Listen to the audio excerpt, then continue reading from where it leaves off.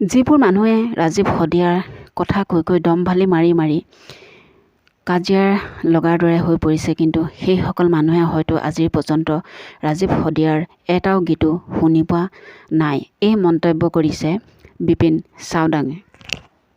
সিটো মোৰ নিজৰ একেবাৰে ভাই নিচিনা। যদিও আমি সাংস্কৃতিক কৰ্মী হিচাপে মোৰ এজন সতীৰ্থ আছিলে, আমাৰ লগৰ আছিলে, কিন্তু মানে মোৰ সি সম্বন্ধত বা যিকোনো ক্ষেত্ৰত মোৰ একদম নিজৰ ভাইৰ দৰে। প্ৰত্যেক দিনাই মই তালৈ ফোন কৰোঁ বা সিও মোলৈ ফোন কৰে। আমি সুখে দুখে প্ৰত্যেক য'তে নাথাকোঁ একেলগতে থাকোঁ। আচলতে আমিতো হেৰুৱালোঁ, কিন্তু অসমৰ ৰাইজে এজন প্ৰতিবাদী গণশিল্পী, অসম জাতিক ভালপোৱা এজন শিল্পীক হেৰুৱালে। বহুত লোকচান অসমৰ কাৰণে। আচলতে হয়, এতিয়া ৰাজীৱ শদিয়াক আচলতে যিধৰণে এতিয়া সন্মান জনাইছে মৰাৰ পিছত, মৃত্যুৰ পিছত, কিন্তু জীৱিত কালত তাক একেবাৰে মৰম নকৰিলে ৰাইজে। তেওঁ গীতবিলাক চাগে বহুতে এতিয়া কৈ আছে ৰাজীৱ শদিয়া, কিন্তু ৰাজীৱ শদিয়া গীত এটাও নুশুনে, যিবিলাকে এতিয়া উফাইদাং মাৰি কৈ আছে যে ৰাজীৱ শদিয়াক লৈ। মই তেনেকুৱা দেখিছোঁ, নহ'লেতো ৰাজীৱ শদিয়া গানবিলাক বহুত চলিলে হ'ল। এতিয়া আপাৰ আছামৰ বিভিন্ন জেগাত আহোঁ, বহুতে মই সেইদিনা গোটেই এখন প্ৰগ্ৰেমতে মই মৌন প্ৰাৰ্থনা কৰিছোঁ তেওঁৰ নামত, আত্মাৰ সদ্গতিৰ কাৰণে। তাতে পাছত কমিটিখনে কৈছে যে ৰাজীৱ শদিয়া দাদা এতিয়াহে আমি শুনিছোঁ, আগতে তোৰ নামটো শুনা নাই, মৰাৰ পিছতে শুনিছোঁ।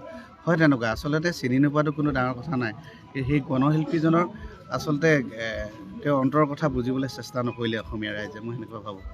সিটো মোৰ নিজৰ একেবাৰে ভাই নিচিনা।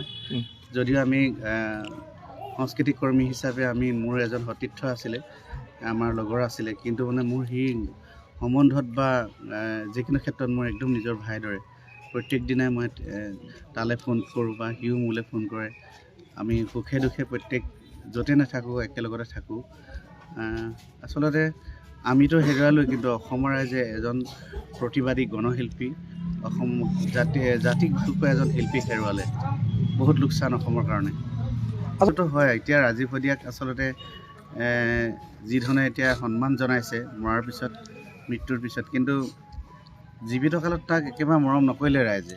তেওঁ গীতবিলাক চাগে বহুতে এতিয়া কৈ আছে ৰাজীৱ শদিয়া, কিন্তু ৰাজীৱ শদিয়া গীত এটাও নুশুনে, যিবিলাকে এতিয়া উফাইদাং মাৰি কৈ আছে যে ৰাজীৱ শদিয়াক লৈ। মই তেনেকুৱা দেখিছোঁ, নহ'লেতো ৰাজীৱ শদিয়া গানবিলাক বহুত চলিলে হ'ল। এতিয়া আপাৰ আছামৰ বিভিন্ন জেগাত আহোঁ, বহুতে মই সেইদিনা গোটেই এখন প্ৰগ্ৰেমতে মই মৌন প্ৰাৰ্থনা কৰিছোঁ তেওঁৰ নামত, আত্মাৰ সদ্গতিৰ কাৰণে। তাতে পাছত কমিটিখনে কৈছে যে ৰাজীৱ শদিয়া দাদা এতিয়াহে আমি শুনিছোঁ, আগতে তোৰ নামটো শুনা নাই, মৰাৰ পিছতে শুনিছোঁ। হয়, তেনেকুৱা আচলতে চিনি নোপোৱাটো কোনো ডাঙৰ কথা নাই। সেই গণশিল্পীজনৰ আচলতে তেওঁ অন্তৰৰ কথা বুজিবলৈ চেষ্টা নকৰিলে অসমীয়া ৰাইজে, মই সেনেকুৱা ভাবোঁ। বিপিন চাওডাং ডাঙৰীয়াই যেনেদৰে মন্তব্য দিছে, কিন্তু সেই কথাখিনি সকলোখিনি ঠিকেই আছে। তেওঁৰ লগতো এদিনো কিন্তু কোনো এখন মঞ্চত ৰাজীৱ শদিয়াক দেখা নগ'ল। ৰাজীৱ শদিয়াই লিখা ৰহাইদ গীতটো তেওঁৱে গাইছিল, বিপিন চাওডাংদেৱে। কিন্তু বিপিন চাওডাঙে এদিনো মঞ্চত এখন ডাঙৰ মঞ্চলৈ নিমন্ত্ৰণ কৰি তেওঁৰ লগত কিন্তু লৈ যোৱা নাছিল ৰাজীৱ শদিয়াক। দেখা গৈছিল 1 তাৰিখৰ দিনাখন ভোজ খাবলৈ তেওঁলোকৰ লগতে ৰাজীৱ শদিয়াও নাচি বাগি গীত গাই আছিল। গতিকে বন্ধু বান্ধৱীসকল, বিপিন চাওডাংদেৱৰ কথাখিনি শুনি কেনে পালে?